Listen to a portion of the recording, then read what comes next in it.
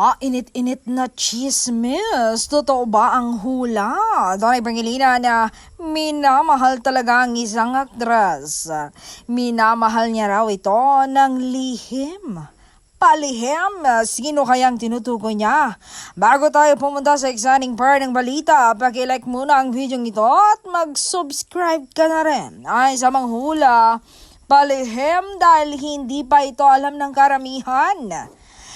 Hindi alam ng publiko pero nagbigay ang manguhula ng hint. Ang aktres daw ay hinahangaan ng publiko dahil sa mabuting puso nito at sa galing bilang aktres. Anong hula mo? I-comment mo na.